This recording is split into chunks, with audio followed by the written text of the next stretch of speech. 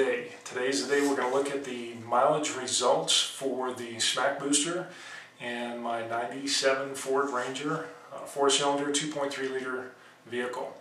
It's a 5-speed stick.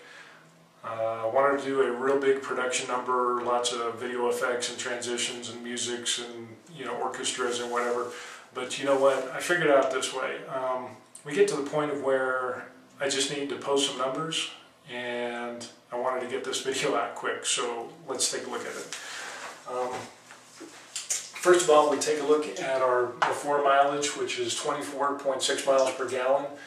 Which is pretty good. The stock specifications for that vehicle say it's 25 miles per gallon. The Ranger has 91,000 miles on it right now, give or take a few. So getting the 24.6, it's a real good indication of the gas miles that it actually gets and going to and back and forth to work. The after mileage, again, is 24.2 miles per gallon. Which is really encouraging for the smack booster, the original smack booster, and again the modifications that we made to it. So what does this really mean? This means that we got an extra 3.61 miles per gallon for a total increase of 14.63%. I mean, that type of increase is pretty nice, and it's encouraging enough for me to continue on and to keep working at this and keep working on this hydroxy stuff and learning more about how engines work and tunings and all that stuff that I have no clue about, and be able to get more accurate numbers. Again, you know that I got the clamp-on meter, so we'll be able to get some more accurate numbers, and there's some other considerations. But a 14.63% increase in gas mileage. From 24 to 28 miles per gallon. I mean, that's pretty significant. It's enough, even if there's a 5% difference, or you're still looking at about a 9 or 10% increase in gas mileage. And the only thing that I added was the booster that put out the hydroxy. I do not have a PWM. I do not have an efie. I don't have a mapper Whoosy device. I don't have any other electronics. I have on-off switches, and I have the booster, and I do have the pump, and that's for cooling and circulating the electrolytes. So that's the only thing I really have as far as electronics is a pump to move the water. And as we know, the pump doesn't actually help produce hydroxy.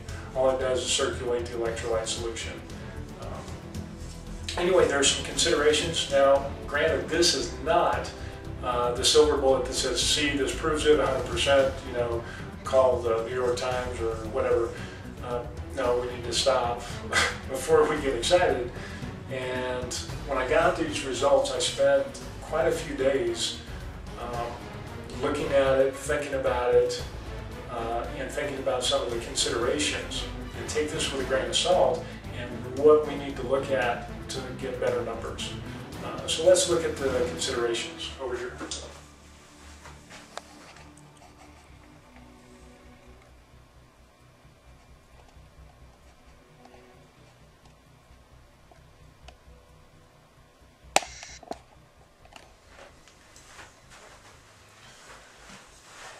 Okay, here we are, the considerations. There's some things, little explanations that we need to look at. I don't know, just basically look at it. So let's go there. The booster itself was installed in the vehicle, and it ran anywhere from 16 to 26 amps. If it got up to 26 amps, I would turn the pump on, it would circulate the electrolyte, and it would bring it down to 20 amps.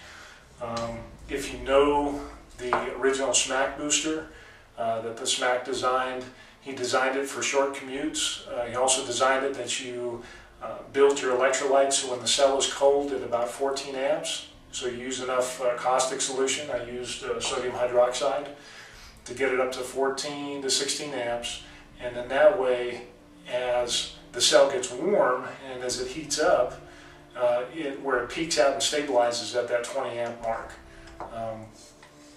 But in doing so, that doesn't give us a constant flow of hydroxy. Got anywhere from 0.6 liters per minute to 1.3 liters per minute on the booster. And again, that's something to take into consideration. You know, it's not a constant flow of hydroxy. The amperage, again, like I said before, if it got up to the 26 amps or more, I would flip on the pump, and in a matter of 5 seconds or so, it would circulate that electrolyte solution and would take it down to that 20 amps. So when it got down to 20 amps, I'd turn the pump off. Another consideration that we need to look at is weather. Some of you know I work graveyard shifts, so I go to work at about, I leave here about 8:30 at night. So the vehicle sits, the sun hits the reservoir and keeps that electrolyte solution kind of warm. So when I start off, usually it was about 18 amps because the solution was warm to begin with from sitting in the sun all day. When I get to work, here's another story, because I get to work, I do my graveyard shift, I get off at about 6:15 in the morning, I jump in my truck, start the cell, start the vehicle, boom, and it would start out at about 16, maybe about 16 amps. And there was one day when it was below 16, I can't remember, but it was probably around 14 amps. So it was really kind of cold that day, so that has an effect on how much hydroxy is going into our engine. So the weather does play a part. That wasn't a constant. The gas tank. The SMAC did a video talking about the gas tank, the stock gas tank, and that how the part where the gas goes in through the tube and into the tank itself was at a low spot, and it wasn't at the highest point of the tank. In other words, you might think you're getting, he said there was like a 1 gallon difference. So that's something to take into consideration as well. But again, with the results of a 14.63% increase, getting 28.2 miles per gallon, that's encouraging. But we need to look at the gas tank as well. The route that I take goes back and forth to work, because I'm just a normal guy and I go to work. So, and I got to drive a fair distance, and the road that I go on, it's got a lot of straight stretches. Majority of it's highway road type, 65 miles an hour. And again, I told you I went 65. I'd go the speed limit, and that way I wouldn't have to draft anybody. Nobody, I'm not getting stuck in traffic, things like that. Not too much city driving.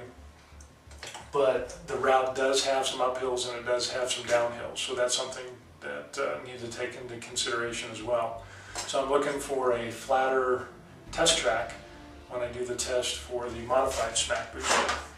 And again, no PMW or PWM, no efie, none of that stuff. Just tailoring the electrolyte solution to work within a certain range of amps and with the system, and it works pretty good. So anyway, that's it. So we got some good results. 14.63% increase, 28 miles per gallon.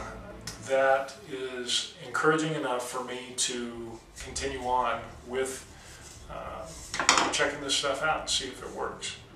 So anyway, but that's it. Good stuff. So anyway, take care, God bless, peace.